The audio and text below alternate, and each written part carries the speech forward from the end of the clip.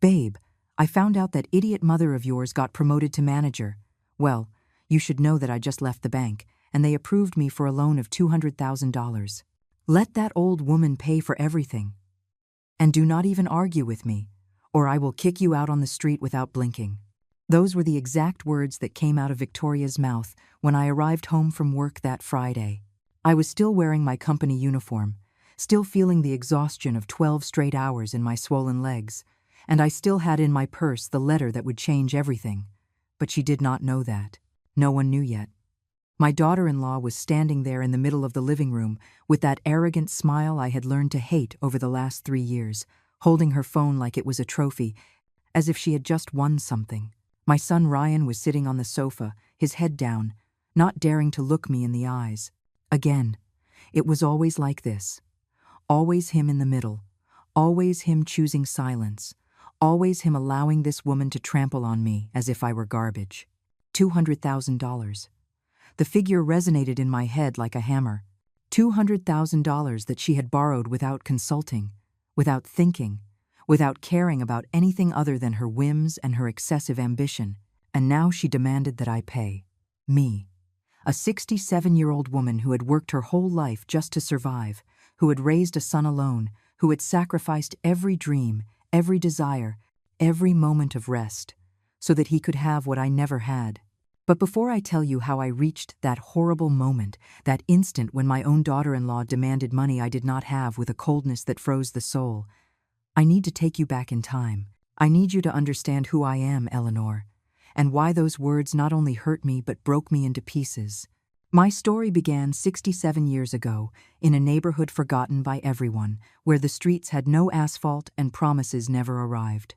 I was born in a small house with walls that let in the cold in winter and the unbearable heat in summer.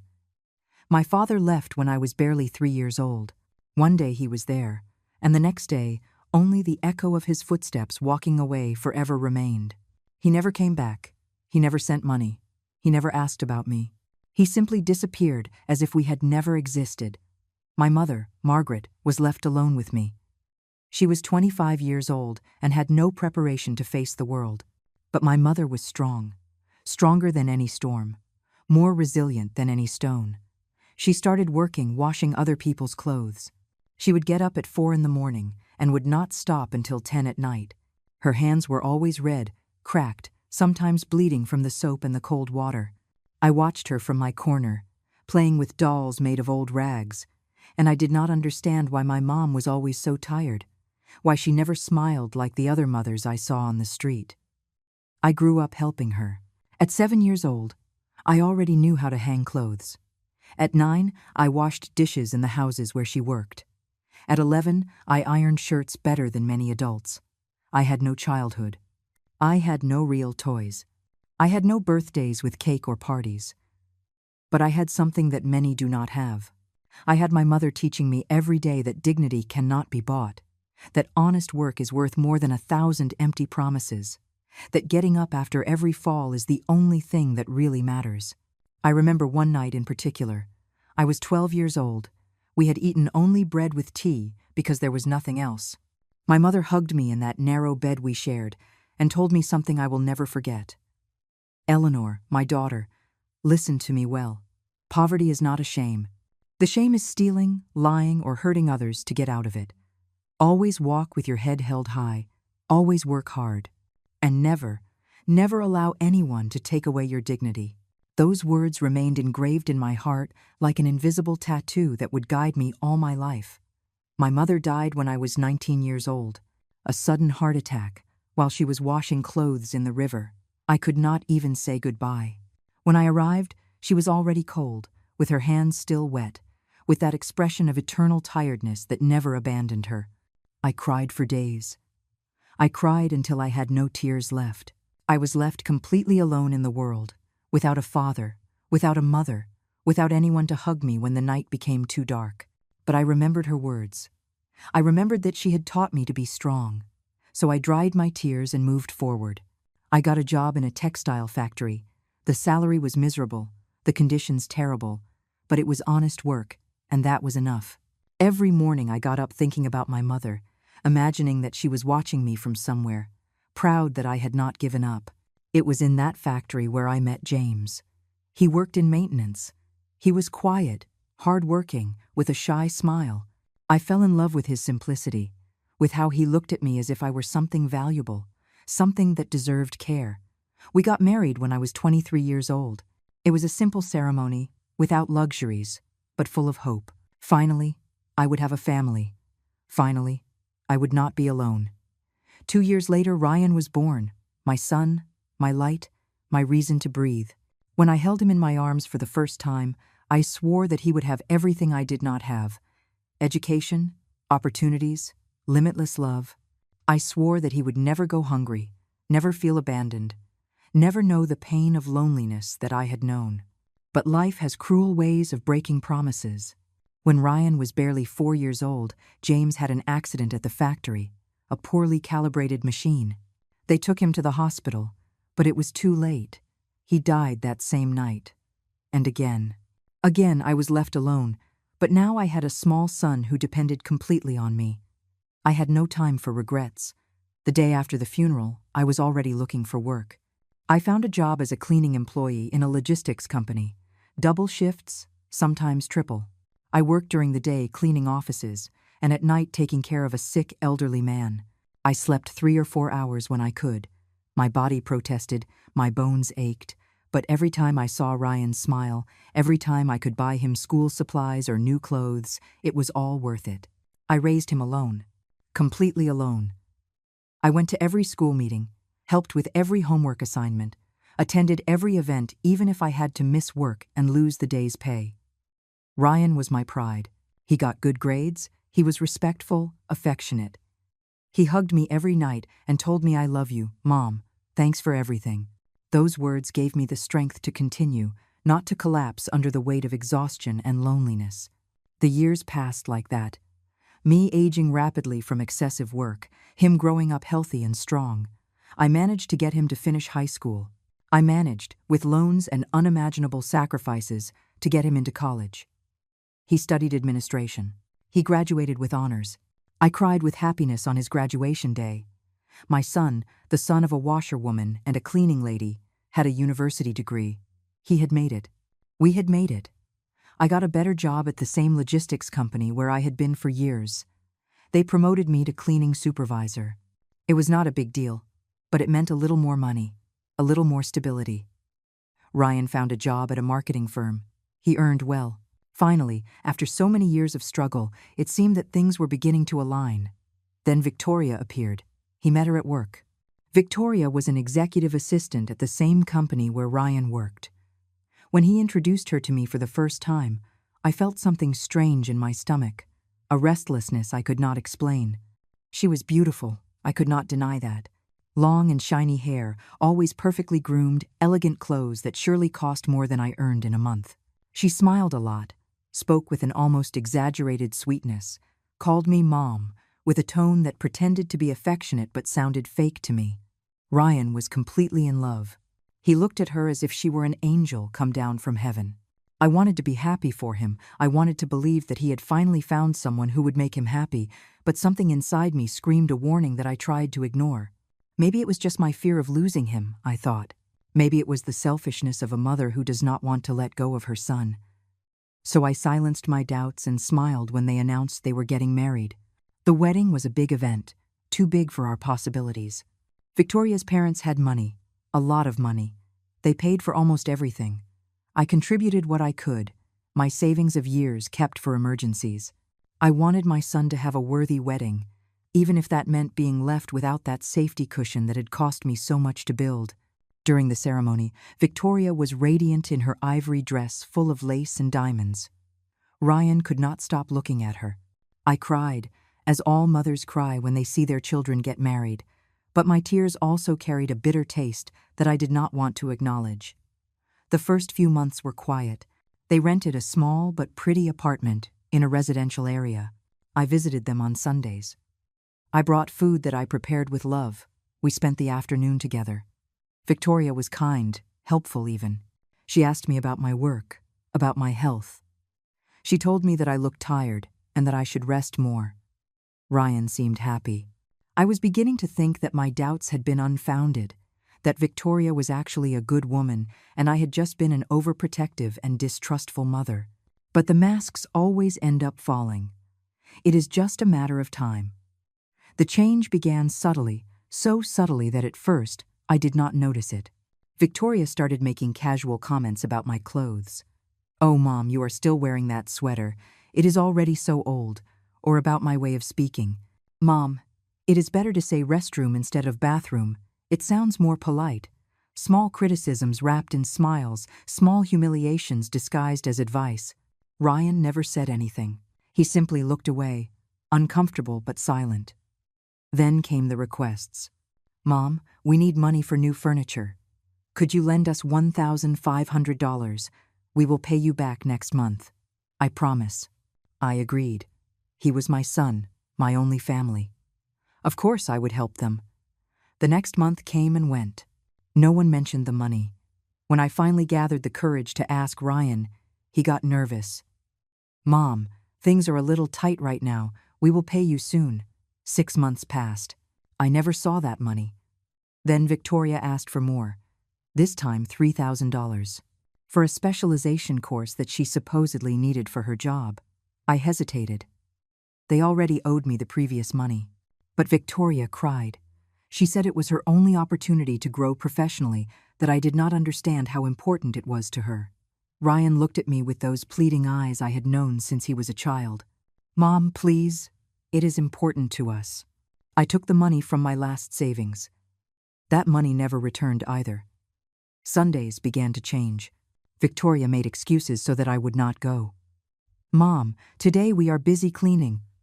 "Mom, we are going out with Victoria's parents." "Mom, Ryan is tired and needs to rest." The visits became spaced out. Once a month. Once every 2 months. I called my son, and he always sounded rushed, distracted. "Mom, I will call you later. I am busy now." That later never arrived. One day, Ryan called me with news that surprised me. "Mom, we are going to buy a house. Victoria found a perfect one, with 3 bedrooms, a yard, in a good neighborhood. We need you to be our co-signer at the bank. It is just a formality. You would not have to pay anything." I felt flattered. My son needed me. He trusted me. I signed all the papers they put in front of me without reading too much. The bank approved the credit. They moved into the house 2 months later. A year passed. I was still in my small rental apartment, the same one where I had lived with Ryan when he was a child. My landlady told me she was selling the building. I needed to look for another place. I told Ryan over the phone. There was a long silence. Then his voice, doubtful. "Mom, come live with us. We have space. Victoria agrees." My heart jumped with joy. I would live with my son again. I would not be alone. I accepted without thinking twice. It was the worst mistake of my life. The first few days were strange. Victoria showed me my room. It was the smallest in the house, without a closet, with a window that faced the neighbor's wall. But it was a roof over my head, and I was with my family. I did not complain. I settled in with my few belongings, my old clothes, my memories stored in boxes. Victoria established rules from the beginning. "Mom, we have schedules here. The kitchen is used only until 8 at night. Do not make noise after 9. Do not invite guests without letting us know. Do not touch anything in the living room. Those pieces of furniture are very expensive." I nodded to everything. It was their house, after all.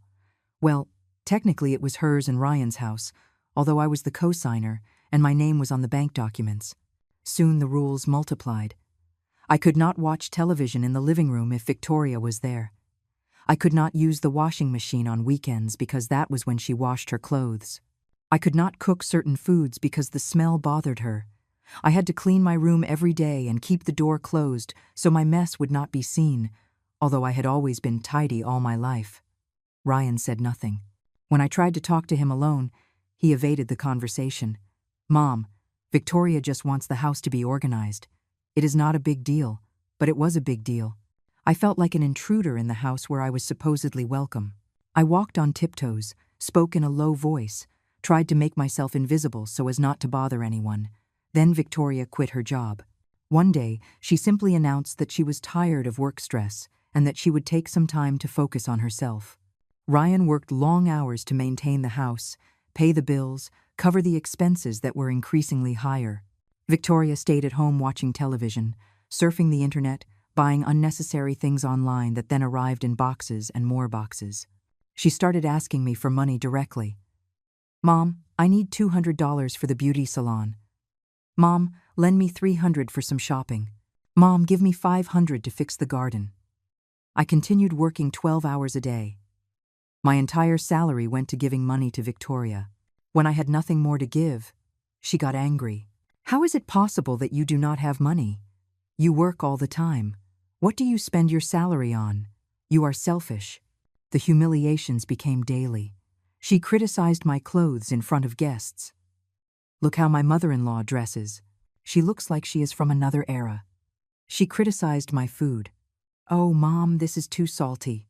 You never learn to cook well." She criticized my way of speaking, walking, existing, and Ryan, my son, the boy I had raised with so much love and sacrifice, remained silent. Sometimes I saw guilt in his eyes, but never courage in his words. One night I heard Victoria talking on the phone with someone. I was in my room, but the walls were thin. "Yes, Mom, the old woman lives here. It is super uncomfortable. But what am I going to do? She is Ryan's mother. At least she pays some expenses and helps us with money. When she is no longer useful, I will find a way to get her out." Those words went through me like knives. I sat on my bed and cried in silence, covering my mouth so they would not hear me. I kept working, I kept giving money, I kept enduring, because he was my son, because I had nowhere else to go, because I thought that maybe, if I was useful enough, quiet enough, invisible enough, Victoria would allow me to stay close to Ryan, my only family in the world. And then something happened that changed everything. After 25 years at the company, after having started as a cleaning employee and having slowly ascended to supervisor, I was finally called to the Human Resources office. I thought it was a routine meeting, but when I entered, the manager smiled at me and gave me the news. "Eleanor, congratulations. You have been promoted to Manager of General Services. Your dedication and hard work over all these years have finally been recognized. The salary increase would be significant, almost double what I was earning." I felt my heart would explode with joy. Finally, after a lifetime of struggle, something good was happening to me. I walked out of that office, walking on clouds. I called Ryan immediately to tell him. He was happy, or at least that is how it seemed. "That is great, Mom, you deserve it." But his voice sounded distant, distracted. In the background, I heard Victoria asking what was happening. When Ryan told her, there was silence. Then I heard her voice, excited. "Tell her to come for dinner today. We have to celebrate." That night, I arrived home earlier. Victoria had prepared a special dinner. There were candles on the table, glasses of wine. She was smiling, kinder than she had been in months. We toasted, we talked. She asked me questions about my new position, about exactly how much I would earn, about what benefits I would have. I, naive, answered everything with honesty. I thought that finally Victoria would respect me. I thought things would improve between us. How wrong I was. The next day, Victoria was not at home when I left for work. Ryan had already left earlier. I left calmly, still with that feeling of happiness for my promotion. At the company, they received me with applause. My coworkers hugged me, congratulated me. Susan, my friend of so many years, cried with me. "You deserve it, Eleanor. No one has worked as hard as you." That day, I signed the new papers for my contract. Everything was official. I was a manager. When I returned home that night, Victoria was sitting in the living room with her laptop open. She looked at me with a strange smile, a smile that did not reach her eyes.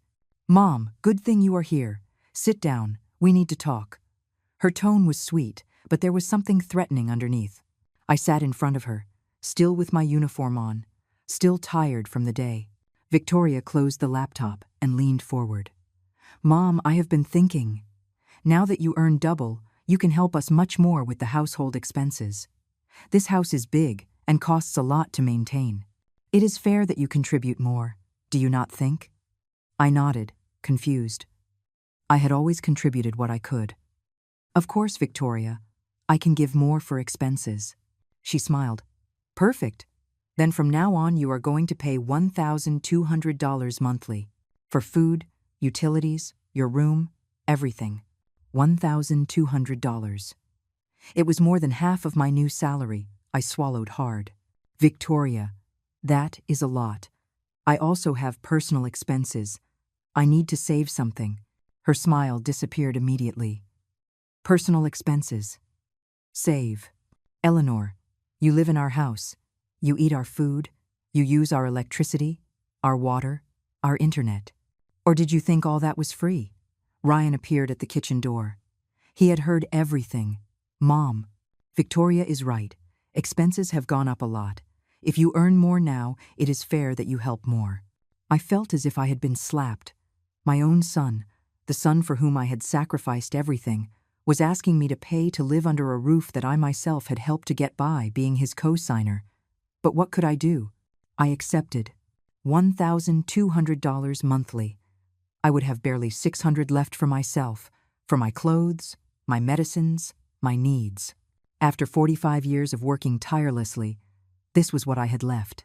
But Victoria was not finished. A week later, she called me to the living room again. This time she had papers in her hand. Mom, look, Ryan and I are thinking about remodeling the kitchen. We want something modern, functional. We have gotten estimates. It costs $25,000. We thought you could put in $15,000, and we put in $10,000. After all, you also use the kitchen. $15,000. I did not have $15,000.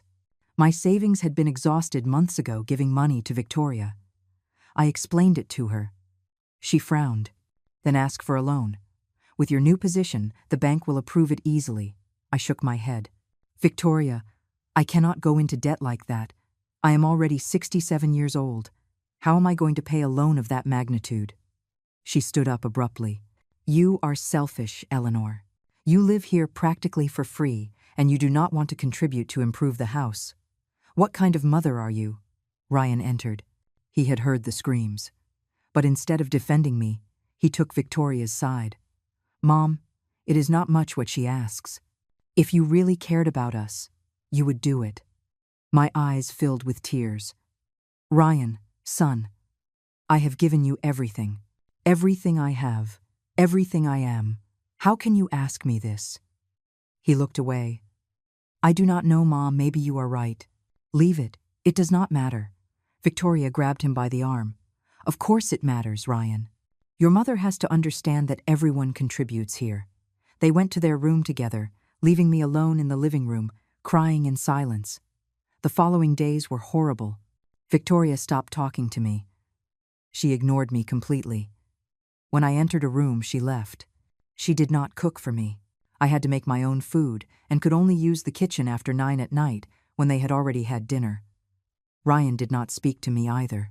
He left early for work and returned late, locking himself in his room. I felt invisible, worse than invisible.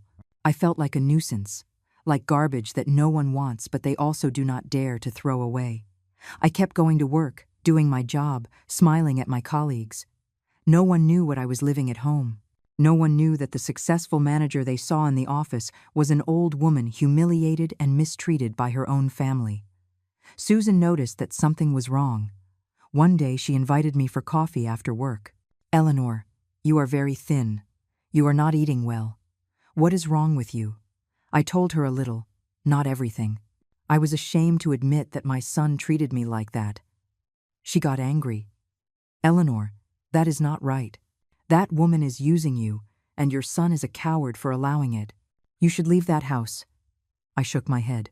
He is my only son, Susan. He is my only family. I cannot leave him. 2 months passed. I kept paying my $1,200 monthly. Victoria kept ignoring me. Ryan kept avoiding me. And I kept existing in that limbo of loneliness and sadness, working all day to keep a roof over my head in a house where I was not welcome. Then one Friday, I arrived from work and found Victoria euphoric. She was talking on the phone, laughing, celebrating something. When she saw me, she hung up quickly. She had that look again, that look of malicious satisfaction that made me feel uncomfortable. "Eleanor, sit down. I have something to tell you." Ryan was on the sofa, with that expression of guilt that I already knew so well. Victoria stood in front of me with her arms crossed. "It turns out that today I went to the bank. I asked for a loan. They approved me for $200,000. I felt the air escaping from my lungs. $200,000. "What do you need so much money for, Victoria?" she smiled. "To open my own business. I have always wanted to have a clothing boutique. Now is my chance." The bank gave me excellent payment terms. I stared at her, not understanding what that had to do with me. Then she dropped the bomb. "And since you are now a manager and earn well, you are going to pay the loan installments. Simple." My brain took a few seconds to process what I had just heard. "Excuse me, what did you say?" she repeated, slower, as if speaking to an idiot. "That you are going to pay my loan. Ryan and I already have many expenses. But you have that new salary that you almost do not use for anything, so it is perfect." I stood up from the chair. "Victoria, you are crazy. I am not going to pay a loan that you took out without consulting me. For a business that is yours. That is ridiculous." Her face transformed. The mask of sweetness fell completely. "Eleanor, you are going to pay that loan. The installments are $3,200 monthly. And if you do not pay them, I will kick you out of this house right now. I do not care that you are Ryan's mother. I do not care that you have nowhere to go. You go to the street." I looked at Ryan, seeking support, looking for my son to defend me even just once. He had his head down, his hands shaking. "Ryan, please, tell her something. Tell her that this is wrong." He looked up. His eyes were wet, but his voice was firm. "Mom, Victoria is right. The loan is already done, and you earn enough to pay the installments. I do not see what the problem is. If you really loved us, you would do it without hesitation." Something broke inside me at that moment. Something that could never be repaired. My son, the child who had grown inside me, who had nursed from my breast, who had learned to walk holding my hand, was telling me to pay an absurd loan for his manipulative wife or go to the street. And the worst part was that he really believed it. Victoria had convinced him that I was the bad one, the selfish one, the one who did not want to help. $3,200 monthly, plus the $1,200 I already paid. That added up to $4,400. My entire salary as a manager was $4,800. I would have $400 a month left for everything else. Medicines, transportation, any emergency. It was impossible. It was slavery. Victoria did not wait for my answer. She took some papers from the table and put them in front of me. "Here is the loan contract. The payments start next month. I expect your deposit on the 5th of every month, without fail." My hands were shaking when I took the papers. I read the letters blurred by tears I could not contain. $200,000. 5 years of payments. $3,200 monthly, all in Victoria's name. I did not appear anywhere. Simply, I was expected to pay for a loan I had not asked for, had not signed, that did not benefit me in anything. I stood there with the papers in my hand, feeling my life collapsing. Victoria turned around and went up the stairs without saying anything else. Ryan stayed a moment looking at me. I could see conflict in his eyes. Guilt, maybe, but not enough to make him change his mind. "Mom, it is just money. It is not a big deal." Then he also went up, leaving me alone in the living room with my devastation. That night, I did not sleep. I sat in my small room staring at the ceiling. 45 years working. 45 years sacrificing myself. And this was my reward. Being extorted by my daughter-in-law and abandoned by my son. I thought about my mother, Margaret.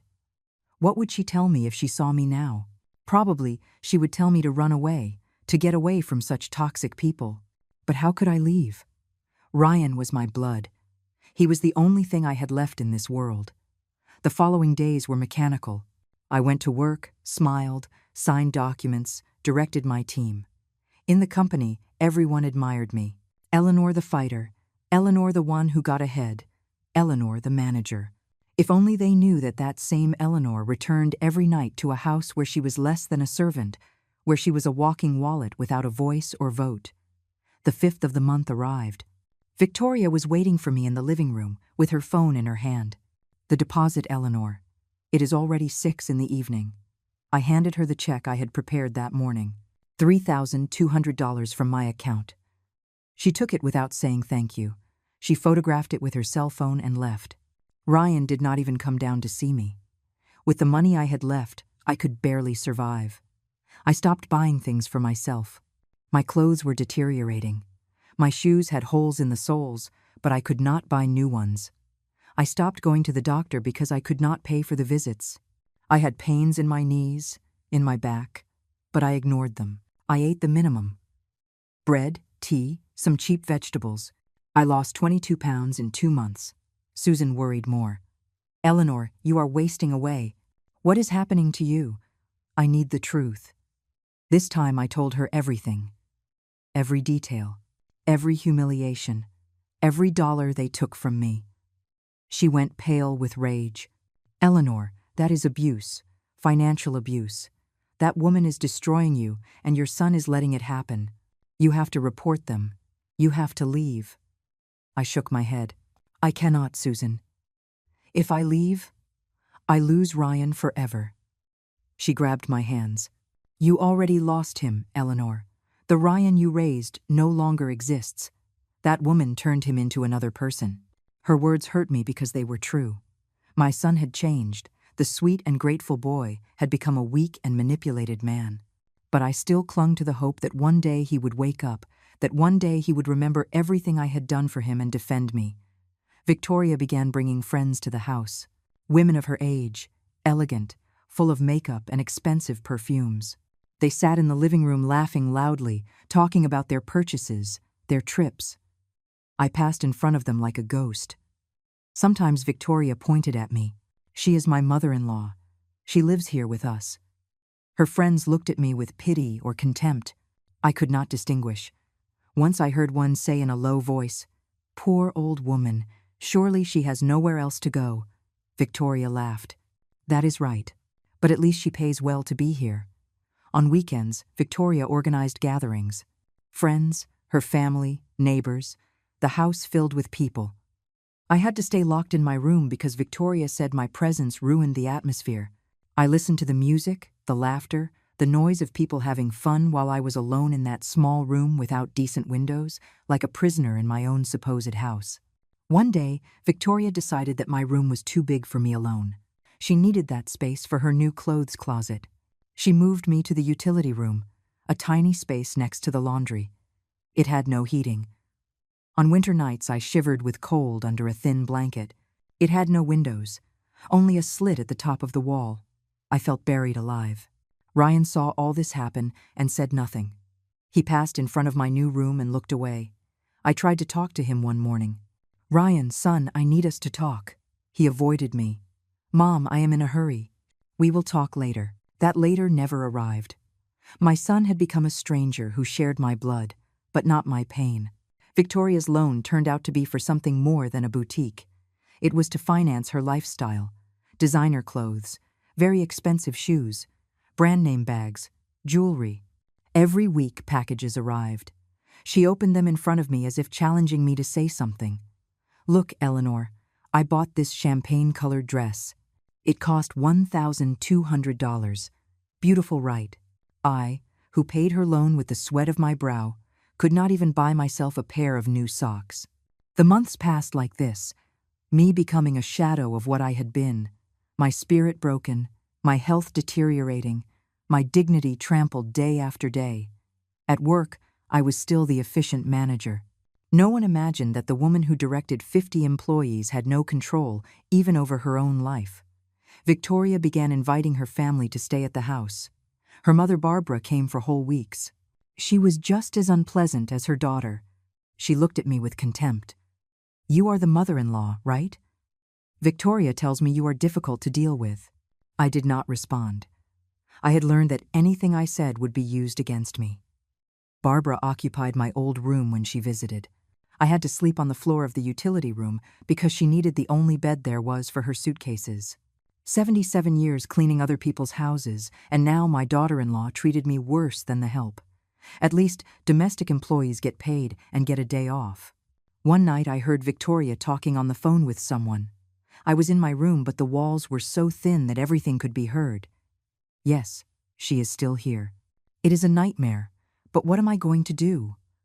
Ryan does not have the courage to kick her out. But do not worry, I have a plan. In a few more months, the old woman will not endure and will leave on her own, or I will kick her out without Ryan being able to say anything. Anyway, she is no longer as useful as before. She is getting old and sick. I just hope to get a little more money out of her before she leaves. Every word was a dagger, but the worst was what she said next. And the best of all is that she is paying the loan completely. I have not put in a single dollar. I have $200,000 that I can spend however I want, and she is the idiot who is paying for everything. It is the best business I have done in my life. She laughed. A cruel laugh, soulless. I froze in my bed. I had suspected that the loan money was not all going to the business, but hearing her confession so shameless destroyed me. I was paying for her life of luxury. I was financing her happiness while mine crumbled. And she knew it. She enjoyed it. I thought about confronting her. I thought about telling Ryan what I had heard. But what was the point? He already knew what kind of woman Victoria was, and he had chosen her over me. Nothing I said would change that. That night I cried myself to sleep. I cried for my wasted life. I cried for my lost son. I cried for the mother I was, and whom I no longer recognized in the mirror. I had aged 10 years in 6 months. My hair completely gray, deep wrinkles on my face, dull eyes without shine. The strong and dignified Eleanor the first had died. In her place remained a tired and defeated old woman. Another fifth of the month arrived, another deposit of $3,200. Victoria received it without even looking at me. I went to work with an empty stomach because I did not have money even to buy bread. In the office, I almost fainted. Susan took me to the infirmary. The company doctor examined me. Eleanor, you are malnourished. Your blood pressure is dangerously low. You need to eat well and rest. If you continue like this, you are going to end up in the hospital. I told him I was fine, that it was just tiredness, but we both knew it was a lie. I returned to my desk and kept working. What else could I do? If I missed work, they would fire me. If they fired me, I would have no way to pay Victoria's loan. If I did not pay the loan, Victoria would kick me out on the street. I was trapped in a vicious circle with no exit. Victoria increased her demands. Now she wanted me to also pay for her car insurance, her credit cards, her gym memberships. Every week she appeared with a new bill that I had to cover. Eleanor, I need $500 for the spa. Eleanor, give me $300 for the hairdresser. Eleanor, pay my cell phone, which is $200 monthly. I had nothing left anymore. My bank account was empty days after receiving my salary. I started selling my things. First, the jewelry my mother had left me. A gold ring, some silver earrings, a chain that had belonged to my grandmother. I sold them for almost nothing at a pawn shop. That money served to pay Victoria's demands for 2 weeks. Then I sold my good clothes, the little I had, a coat I had bought years ago, some leather shoes, 2 dresses I kept for special occasions that never arrived. Susan found out when she saw me using the same clothes 3 days in a row. Eleanor, for the love of God, enough already. This cannot continue like this. You are going to die in that house. That woman is killing you slowly, and your son is letting it happen. You have to leave. Come live with me. I have space. You do not have to pay anything. You just have to get out of there before it is too late. Her offer touched my heart. But how could I accept? How could I go and leave Ryan forever? I still had that absurd hope that one day he would react, that one day he would return to being my son. Susan, I thank you. Truly. But I cannot. Not yet. She shook her head, frustrated. Then when you are dead, when that witch has taken every last drop of blood from you, I do not understand it. Why do you cling to someone who does not value you? I had no answer. Or maybe I did have it, but I did not want to admit it. I clung because it was the only thing I had left. Because without Ryan I was nothing. I was an old and lonely woman in a world that had no space for people like me. At least living in that house I was close to my son, even if he ignored me. At least I could see him from afar, even if he no longer spoke to me. It was pathetic, but it was my reality. One day, Victoria organized a birthday party for Ryan. She invited dozens of people. She decorated the whole house with balloons and lights. She hired a catering service. The food was abundant and expensive. There was a huge 3-tier cake. Everything was excessive and luxurious. I was not invited to participate. Victoria made it clear to me that I should stay in my room during the entire celebration. From my confinement, I heard the music, the laughter, the toasts. I heard people congratulate Ryan. I heard Victoria give a speech about how much she loved her husband, about how he was the best man in the world. I heard applause, and I was there, meters away, the mother who had birthed and raised him, locked up like an animal because my presence was shameful to them. When everyone left and the house was silent, I came out of my room to go to the bathroom. Ryan was in the kitchen putting away some things. We met face to face. "Happy birthday, son," I told him with a trembling smile. He looked at me with discomfort. "Thanks, Mom." There was a heavy silence. I wanted to hug him. I wanted to tell him how much I loved him. I wanted to remind him of all the birthdays we had spent together when he was a child, when we were poor but happy. But I did not dare. The distance between us was now an abyss impossible to cross. Victoria appeared at the door. "Ryan, come, stop wasting time."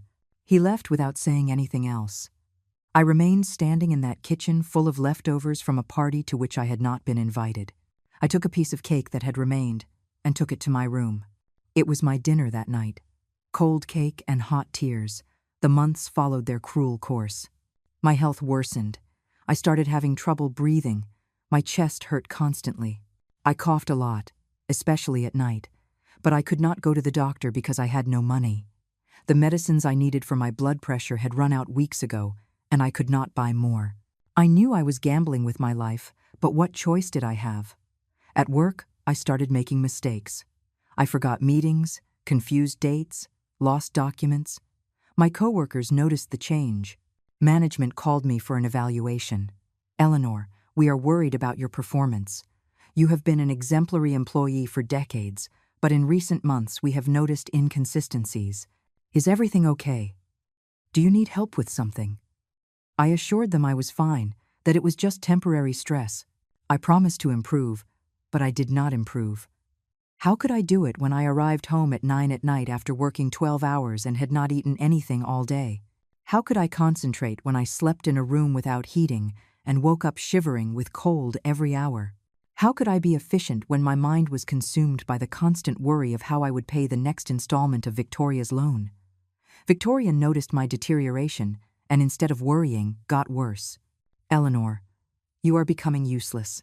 Look at how you look. You look homeless. You are pitiful.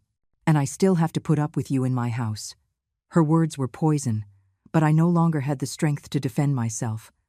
I just nodded and went to my room to cry in silence. One day at work, I fainted. I was simply walking down the hallway and everything went black. I woke up on the floor surrounded by scared coworkers. They took me to the hospital by ambulance. The doctors ran tests. The diagnosis was clear: severe malnutrition, acute anemia, critically high blood pressure. They told me I had been on the verge of having a stroke. They asked me how I had reached that state. Why wasn't I eating? Why wasn't I taking my medicines? I could not tell them the truth. I could not admit that I was being exploited by my own family. I told them I had been very busy at work and had neglected my health. They gave me medicines. They made me sign papers promising that I would take better care of myself. They discharged me with strict instructions to rest and eat well. As if that were possible. Susan picked me up from the hospital. Victoria and Ryan did not even know I had been there. No one had notified them because I had asked them not to do it. Susan took me to her house. She prepared hot soup for me.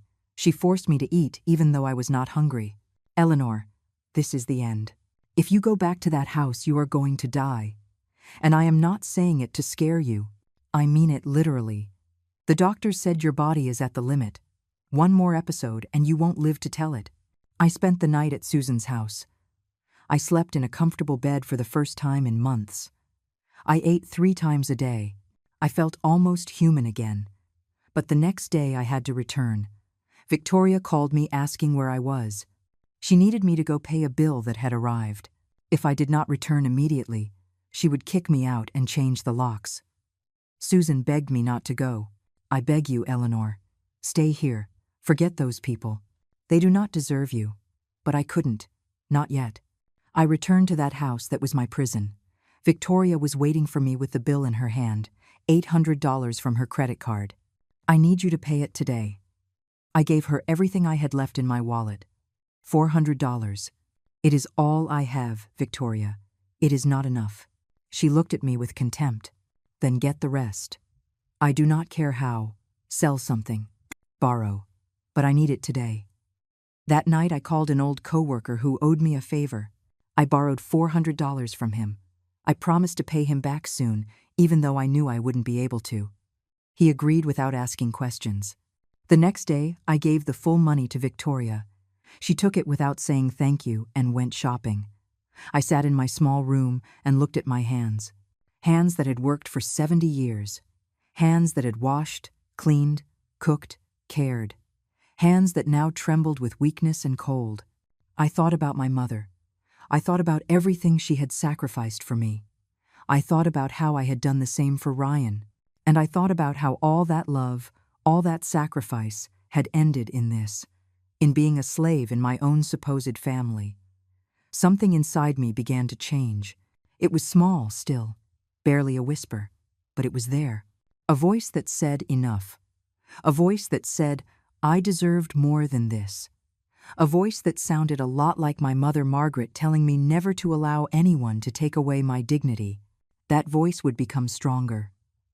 Soon came the moment that would change everything. It was a Tuesday morning. I was called to the Human Resources office. I thought it was another performance evaluation. I entered with my heart racing, fearing they would fire me for my recent mistakes. The manager was sitting behind his desk with a serious expression. Eleanor, sit down, please. We need to talk. I sat down, feeling my legs shaking. He sighed deeply before speaking. Eleanor, I do not know how to tell you this. The company is going through a major restructuring. We have had to make very difficult decisions. Due to budget cuts, your position as manager has been eliminated. I am so sorry. You are fired effective immediately. The world stopped. The words reached my ears, but my brain took time to process them. Fired. After 25 years, after having worked until destroying my health, after having given every drop of sweat to that company, fired. But the manager continued speaking. We will give you a severance package of 3 months' salary. It is the best we can do given the circumstances. We truly regret that it ended like this. 3 months of salary, $14,400. It sounded good until I did the mental calculations. Victoria expected $3,200 in 3 days, plus $1,200 for the rent she charged me. That was $4,400 monthly. My severance would cover barely 3.5 months of her demands. And after that, at my 67 years, sick, without recent references because my performance had declined. Who would hire me? I walked out of that office like a zombie. I collected my things from my desk. 25 years fit in a small cardboard box. Photos, a mug, some personal papers. Susan ran towards me when she saw me packing. What happened? They fired you. Her face paled when I nodded. My God, Eleanor, what are you going to do now? I had no answer. I simply hugged the box against my chest and left the building for the last time. On the way home, I thought about not going back. I thought about taking a bus anywhere and disappearing. I thought about going to Susan's house and finally accepting her offer to stay there. I thought about many things, but my feet took me back to that prison because I needed to face reality. I needed to tell Victoria that I could no longer pay her absurd loan because I no longer had a job. I arrived at 2 in the afternoon. Victoria was in the living room watching television and eating imported chocolates that probably cost more than I spent on food in a week. She looked at me surprised. What are you doing here so early? You should be working. I sat in front of her, still with my cardboard box in my hands. Victoria, I need to tell you something important. They fired me today. I no longer have a job. I expected to see her surprised, worried, maybe even understanding, but her reaction was completely different. She stood up with a jump with her eyes wide open. "What did you say?" "They fired you. And how are you going to pay my loan then?" Her first concern was not for me, was not for my well-being, was not for how I would survive. It was for her damn loan. "Victoria, I won't be able to keep paying. I received a severance of 3 months, but after that I won't have any more income. I am 67 years old. Getting another job is going to be very difficult." She began to walk from one side to another like a caged lion. "No, no, this cannot be happening. You have to get another job immediately. I do not care in what. Cleaning bathrooms, washing dishes, whatever. But that loan has to be paid." I tried to reason with her. "Victoria, please, try to understand. I am old. I am sick. I cannot continue working 12 hours a day. My body can no longer take it. I need to rest. I need to take care of my health." She looked at me with a coldness that froze my blood. "Your health does not matter to me, Eleanor. What matters to me is that you signed a commitment to pay that loan, and you are going to fulfill it even if you have to sell a kidney." At that moment, Ryan arrived from work. He heard the last part of the conversation. "What is happening here? Why are you shouting?" Victoria turned to him dramatically. "Your mother lost her job. Now she says she cannot pay the loan. What are we going to do, Ryan? That loan is in my name. If it is not paid, my credit history will be ruined." Ryan looked at me with a mixture of disappointment and anger that broke my soul. "Mom, how could you lose your job? Now you left us in a terrible situation." Those words were like slaps. How could he blame me? How could he not see that I had been fired, that it had not been my fault? "Ryan, son, it was not my decision. The company had cuts. Many employees were fired. Not just me." Victoria intervened with poison in her voice. "Surely they fired you for being incompetent. I knew you were not as good as you said. You probably did your job wrong, and that is why they kicked you out." Something broke inside me. Years of enduring humiliations, years of staying silent, years of allowing this woman to trample on me. Everything exploded at that moment. I stood up and faced her for the first time. "Shut up, Victoria. You know nothing about my work. You know nothing about the sacrifice I made for 25 years. You know nothing about anything. And that loan that worries you so much, that loan that I've been paying with my blood, was never for a business, right? It was to finance your life of luxury, your compulsive shopping, your whims. I saw the bills. I saw the packages. I know what you spent every dollar on." Victoria turned red with rage. "How dare you speak to me like that? This is my house. Ryan, say something to your mother. Tell her to apologize to me right now." I expected Ryan to finally defend me. I expected that for once he would take my side. But his answer destroyed me. "Mom, apologize to Victoria. You are crossing the line. She gave you a roof. She allowed you to live here. And this is how you repay her." Something died in my heart in that instant. The last hope I had of getting my son back vanished like smoke. I looked Ryan in the eyes and did not recognize the man I had in front of me. This was not my son. This was a stranger with his face. A weak and cowardly stranger who had chosen a manipulative woman over his own mother. "I am not going to apologize," I said with a firm voice. "I did nothing wrong. I only told the truth. And you know what, Victoria? You know what, Ryan?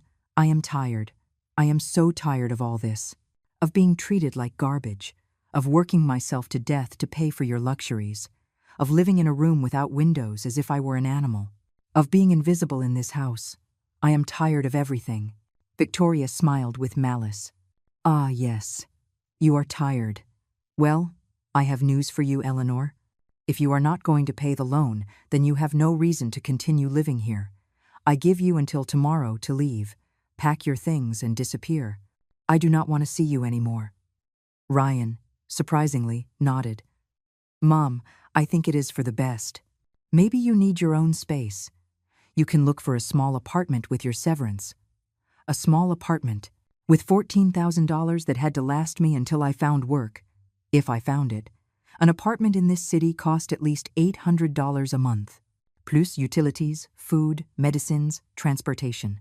It wouldn't reach even for 6 months, and then I would end up on the street.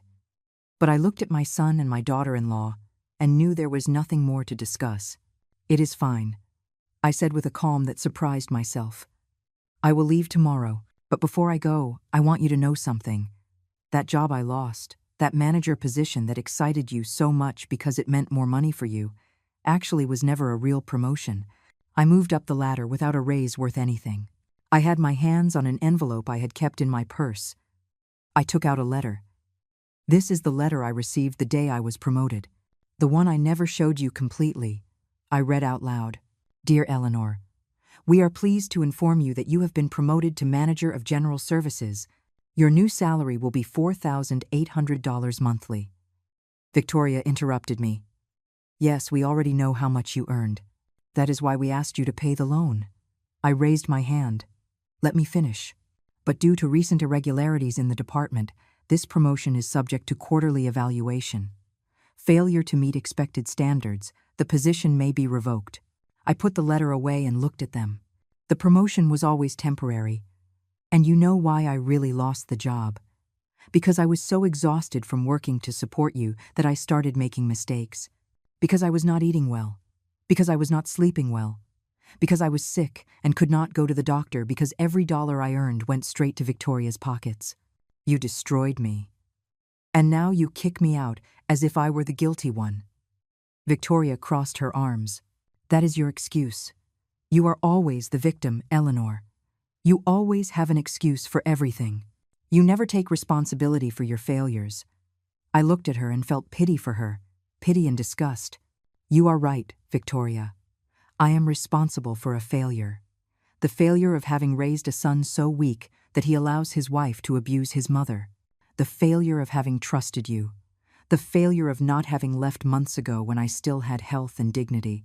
I went to my room and closed the door. My hands were shaking as I took out my old suitcase from the corner. I started packing. I did not have much. Worn clothes, some photos, my mother's papers, memories of when Ryan was a child. Everything fit in that small suitcase and a plastic bag. 70 years of life summarized in so little. I sat on the edge of the bed and let the tears finally come out. I cried for everything. For my mother who had worked herself to death to give me a better life. For my husband James who had died so young leaving me alone. For the years of sacrifice that had ended in this betrayal. For my son who had stopped being my son. For the Eleanor I once was and who was now broken into pieces. I cried until I had no more tears left, until only dry sobs remained that hurt in my chest. I heard voices outside my door, Victoria and Ryan arguing. I could not distinguish the words, but the tone was clear. She was furious. He was trying to calm her down. Then there was silence. Footsteps walking away. A door closing. And I was still there, alone in that cold room, packing the end of my life as I knew it. That night I did not sleep. I stayed sitting in the dark thinking about what I would do. Calling Susan was the obvious option, but I felt ashamed. How would I tell her that finally they had kicked me out as she had predicted? How would I admit that I had wasted years of my life clinging to a son who did not love me? I could look for a cheap rental room in some dangerous neighborhood. I could try to find work, even if no one wanted to hire a 67-year-old woman sick and without current references.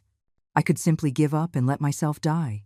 That last option sounded tempting amidst the darkness. What was the point of keep fighting? Why live when I had no one? When my body was destroyed? When my heart was broken beyond repair? It would be so easy to simply close my eyes and never open them again. But then I remembered my mother's words. Dignity cannot be bought. Dignity is not lost even if they want to take it from you. Dignity is in how you get up after every fall. I got out of bed. I opened my suitcase again and took out an old envelope I had kept for years. Inside were photos of Ryan when he was a baby. Ryan taking his first steps.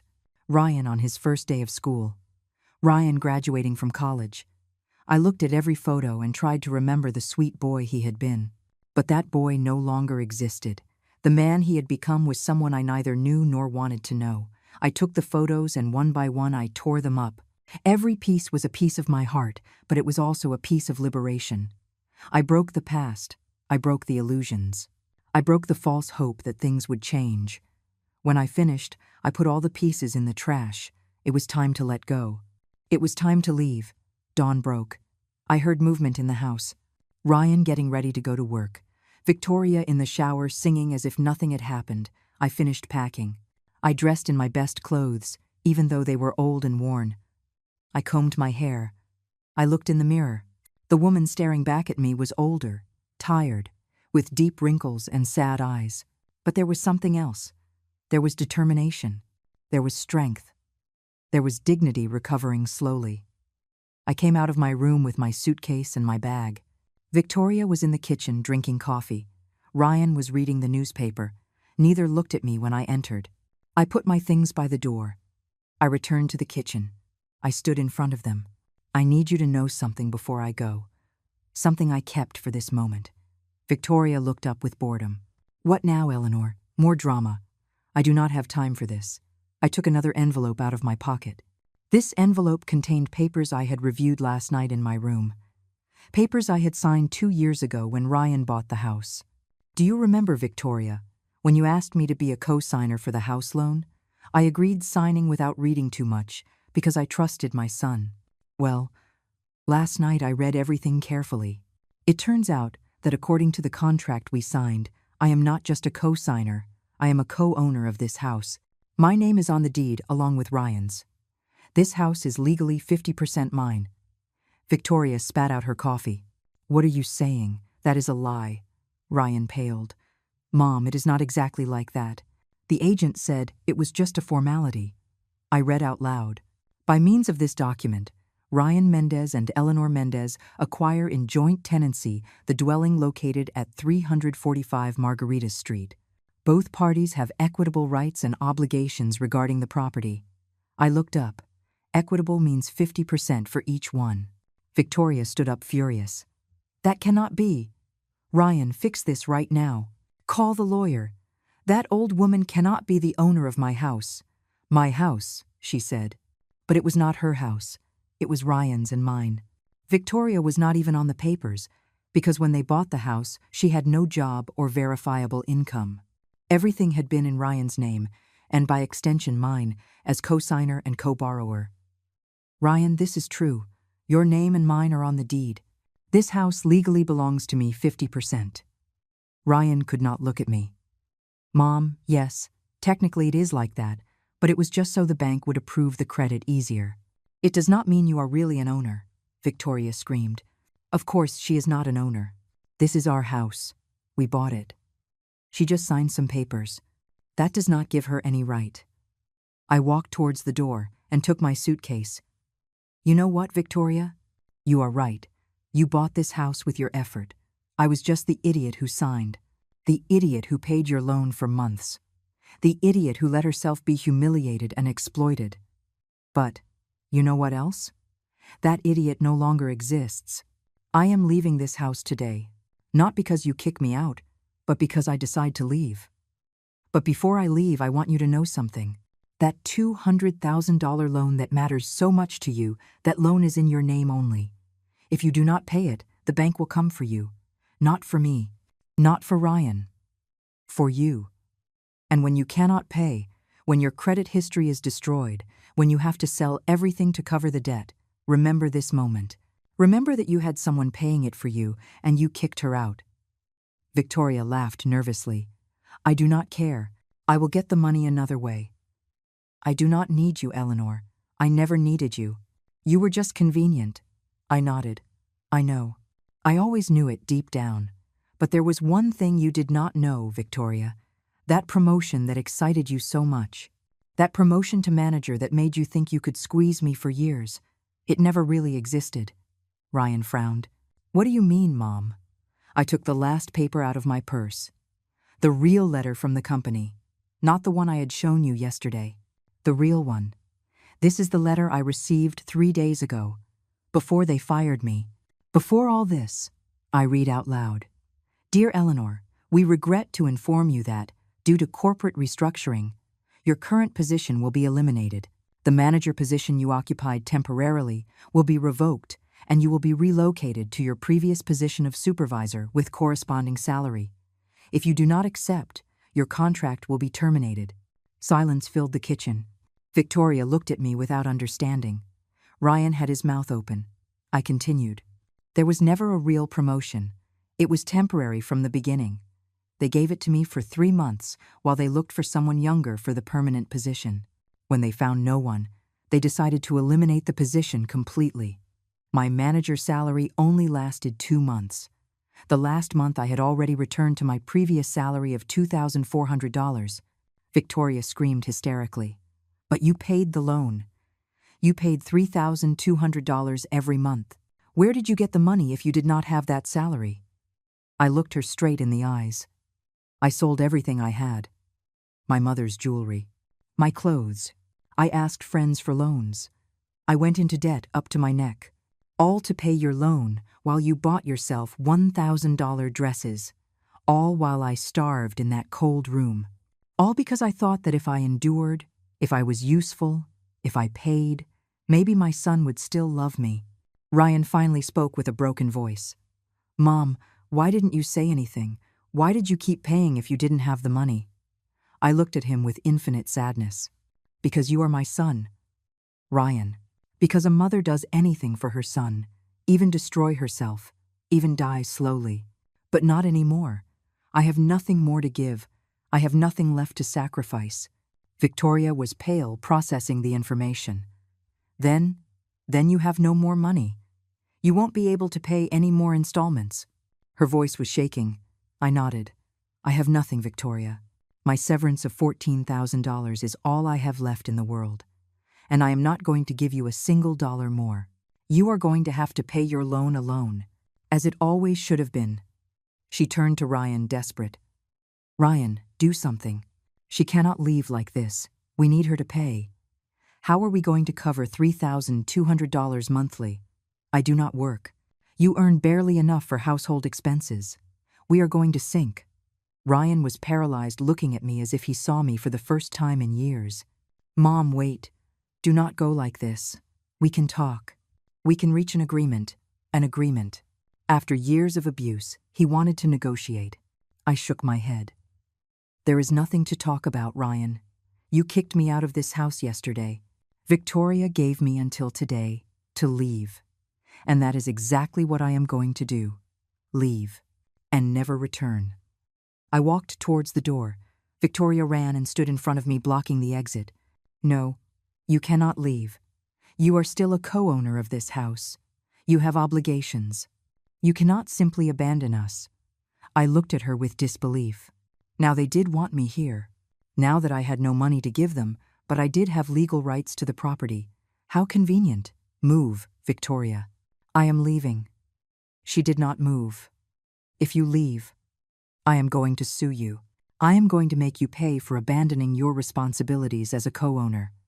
You are going to have to keep paying half the mortgage of this house, even if you do not live here. I took another paper out of my purse. It was incredible how many important papers I had found last night reviewing my old documents. This is the mortgage contract. It says clearly that monthly payments are the responsibility of the residents of the property. I am no longer going to reside here. Therefore, I have no obligation to pay. Furthermore, if you check Clause 7, it says that any co-owner can sell their share at any time. I am considering selling my 50%. Victoria's face went from anger to pure terror. You cannot do that. If you sell your share, a stranger would own half my house. They could force us to sell the whole property. I smiled without humor. Exactly. It is my legal right. And maybe I will. Maybe I will sell my share to a real estate agency. With the $14,000 severance plus whatever they pay me for my part of the house, I could rent a decent place for years while I look for work calmly. Ryan intervened with panic in his voice. Mom, you cannot do this to us. You are going to leave us on the street. This house is all we have. If we lose it, where are we going to live? I stared at him. And where did you think I would sleep tonight? Under a bridge, maybe. On the street. Did you care? He lowered his gaze, ashamed. It is different, Mom. We are young. We can recover. But you are already old. Those words hurt me more than any insult from Victoria. My own son saying that my life was worth less because I was old, that my suffering mattered less because they were young. You are right, Ryan. I am old. I am 67 years old. I have worked all my life. I have broken my back raising you. I have sacrificed myself until there was nothing left of me. And now I am old, tired, and sick. But you know what? That old woman you despise so much owns 50% of this house, and that old woman is going to do whatever she wants with her share. Victoria started crying. They were fake tears. Manipulative. Eleanor, please, forgive me. I got carried away. I did not mean to be so hard on you. We can start over. Stay. We won't charge you rent. We won't ask for money. Just stay and do not sell your part of the house. I watched her cry without feeling anything. Neither compassion nor satisfaction. Just emptiness. Your tears mean nothing, Victoria. I have seen this show before. You cry when you need something. When you get what you want, you go back to being the same as always. Ryan approached me. Mom, I know I made mistakes. I know I should have defended you. But you are my mother. You cannot leave like this. Give me another chance. I am going to change. I am going to be a better son. I promise. I looked him in the eyes, looking for sincerity. I only saw fear. Fear of losing the house. Fear of the consequences of his actions. But I did not see love. I did not see real regret. I only saw the panic of a man who finally understood he had gone too far. Ryan, how many chances did I give you? How many times did I ask you to listen to me? How many times did I beg you to defend me from Victoria, even just once? You ignored me every time. You chose comfortable silence over the love I gave you all my life. And now you want another chance, now that it suits you. Now that you have something to lose. My voice broke. I have nothing left to give you, son. You emptied me completely. I took my suitcase and my bag. This time, Victoria did not try to stop me. Ryan neither. They stood there watching me leave. I opened the door. The morning sun hit my face. It had been so long since I left that house without feeling weight on my chest. I breathed deep. The air tasted of freedom, even if it was painful and uncertain freedom. Before closing the door, I turned one last time. I saw them there. Victoria with her perfect face, full of fake tears. Ryan with his defeated posture and guilty expression. Two people who had taken everything from me and had given nothing in return. I want you to know something. I do not hate you. Hate requires energy I no longer have. I simply release you. I release you from the burden of having to pretend you love me. And I release myself from the illusion that one day you will. I closed the door softly. There was no dramatic slam. There were no final screams. Just silence. I walked down the street with my suitcase rolling behind me. I did not know where I was going. I had no plan. But I was out. I was free. For the first time in 3 years, I was breathing without feeling someone choking me. I took out my phone and called Susan. She answered on the second ring. Eleanor, what happened? Are you okay? My voice came out calm despite everything. Susan, I left. I got out of that house. I need to stay with you for a few days while I decide what to do. Can I? She screamed with joy. Of course you can. My God, you finally did it. Tell me where you are. I am coming for you right now. I gave her the address of a nearby coffee shop. I walked there and sat outside to wait. I ordered a coffee I could not really afford, but I needed something hot in my hands. People passed by me. Families, couples, lonely people. Everyone with their own stories, their own pains, their own battles. I was one more. An old woman with a worn suitcase waiting for a friend. Nothing special. Nothing dramatic. Just another survival story. Susan arrived 20 minutes later. She ran towards me and hugged me tight. She cried on my shoulder. I thought you would never do it. I thought you would die in that house. I did not cry. I had no tears left. I just hugged her back, grateful that someone in the world still cared about me. She took my suitcase and led me to her car. Let's go home. You are going to eat well. You are going to sleep in a decent bed. And tomorrow, we are going to plan your next step. On the way, I looked out the window.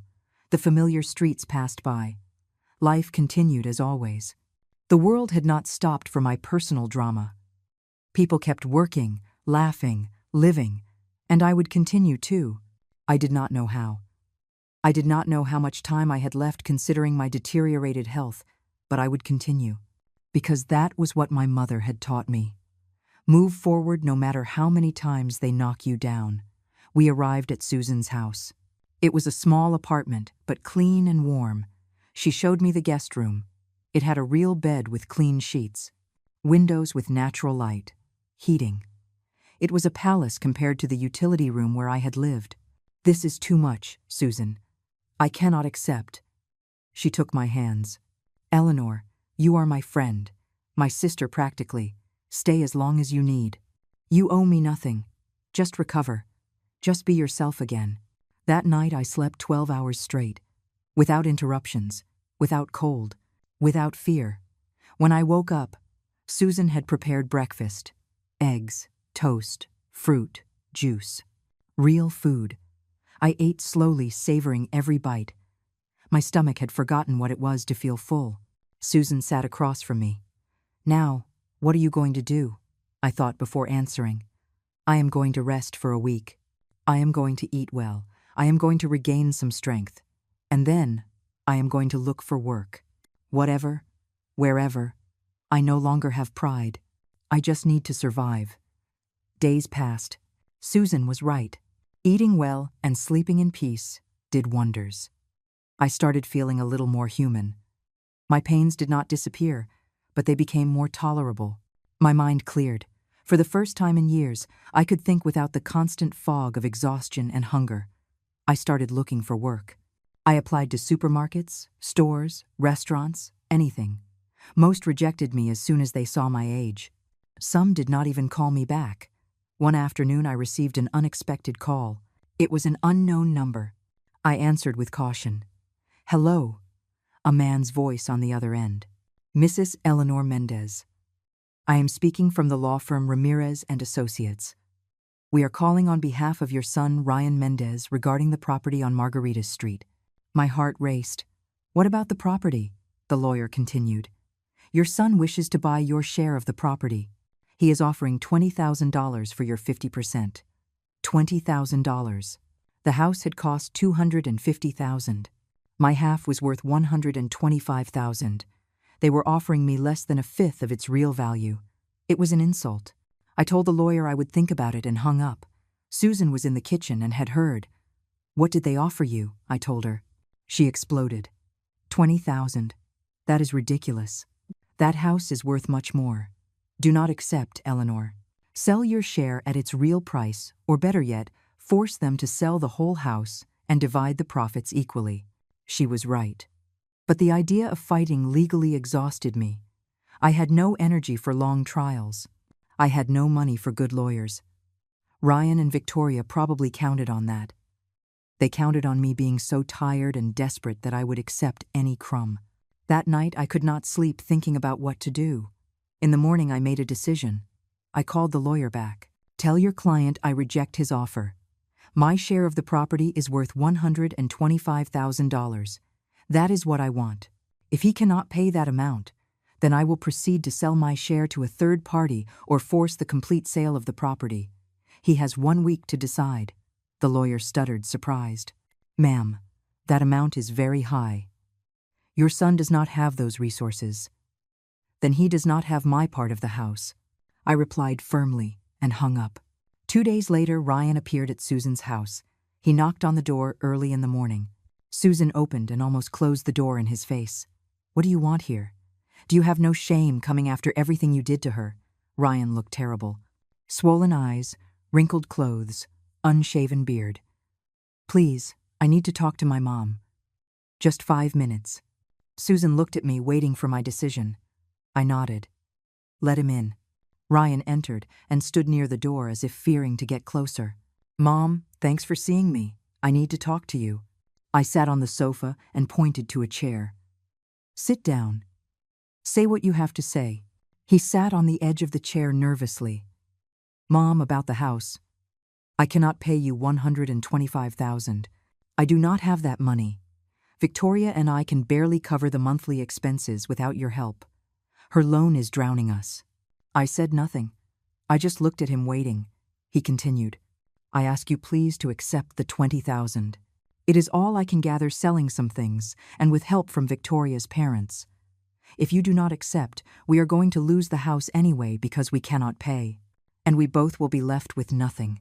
His voice broke. "Mom, I know I hurt you. I know I was a bad son. But please, for the last time, help me. For the last time." It was always for the last time. How many last times had there been? "Ryan, you sold Victoria's car. You sold those expensive jewels you bought her.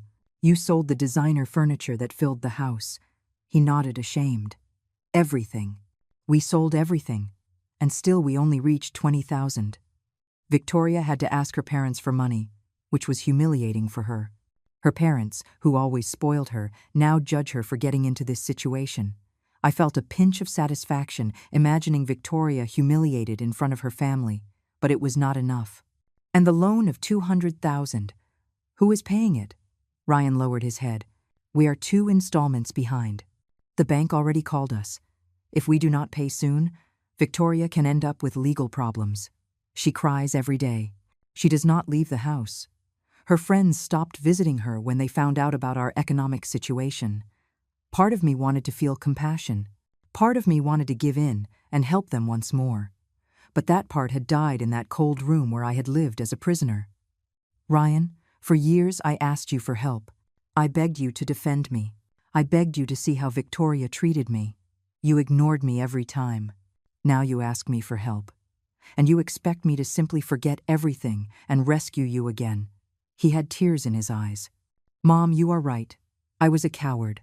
I let Victoria mistreat you. I chose my comfort over your well-being. I have no excuse. I am a bad son, and I do not deserve your forgiveness. But Mom, you are my mother. You cannot simply abandon me." I looked at him for a long time. "You are my son, Ryan. That is never going to change. But being your mother does not mean letting myself be destroyed by you. It does not mean sacrificing myself until death while you and your wife live comfortably at my expense."